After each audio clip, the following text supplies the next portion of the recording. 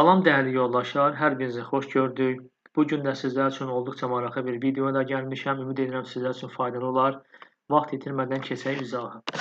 Deməli yoldaşlar, burada belə bir cədvəlimiz var, məhsul adları var, bir də yanvardan tutmuş maya qədər bir aylar var. Aşağıda da həmin bu məhsulların aylarca satışları qeyd edilibdir.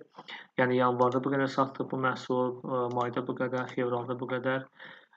Biz nə edəcəyik? Bir əmrin vasitəsilə bu məlumatları, hansı ki aylarca məhsulların satışlarını yuxarıda vahid cədvəldə göstərmiş olsun. Yəni Coca-Cola-nın satışı yanvarca bura gətirsin, fevralda bura gətirsin. Təbii ki, cəm şəkildə bura qeyd etmiş olsun.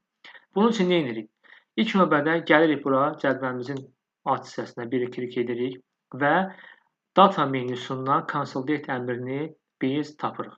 Burada da consolidate bura yazıbdır. Sizdə təbii ki, bu açıq göstərə bilər. Belə yazılsın adda consolidate. Gəlirik consolidate-a belə bir pəncərə açır. Burada function var, bu yuxarıda. Function o nə deməkdir? Yəni funksiyalar. Biz hansı funksiyadan istifadə edəcəyik, onu seçməliyik. Bizdə hal-hazırda dedik ki, cəm istifadə edəcəyik. Ona görə burada avtomatik zaten burada cəm olmuş olur. Siz bunu klikləməklə sizə lazım olan funksiyaları seçə bilərsiniz.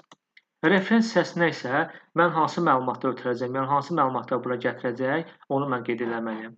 Mənim birinci məlumatım bu olacaqdır. Cədvəlin adı daxil götürürəm bütün məlumatları, əd edirəm, düşdü bura. İkinci məlumatım budur, mart ayı məlumatdır, yenə bunu seçirəm, əd edirəm. Üçüncü məlumatım aprel ayı məlumatlardır, seçirəm, əd edirəm.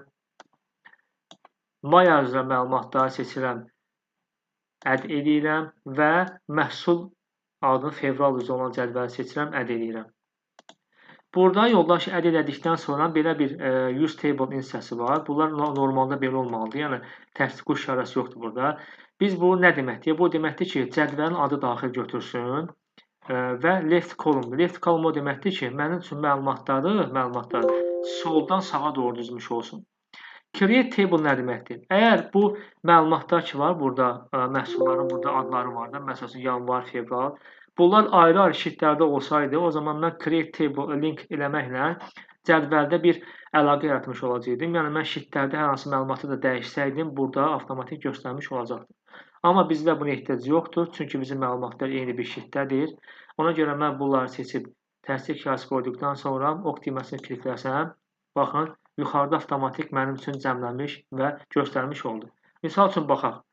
Mart ayında çörəyimiz 421 ədəd satılıbdır. Gələn mart ayına baxaq, çörək 101 satılıbdır, 321 bir satılıbdır. Həqiqətən də 421 dənə çörək satılmış oldu. Eyni hal ilə digər məhsulların da biz cəmlərinə baxsaq, aylar üzrə göstərmiş olacaqdır. Bu qədər yoldaşlar, ümid edirəm sizlər üçün faydalı oldu. İzlədiyiniz üçün təşəkkür edirəm. Növbəti videolarda görüşənədək.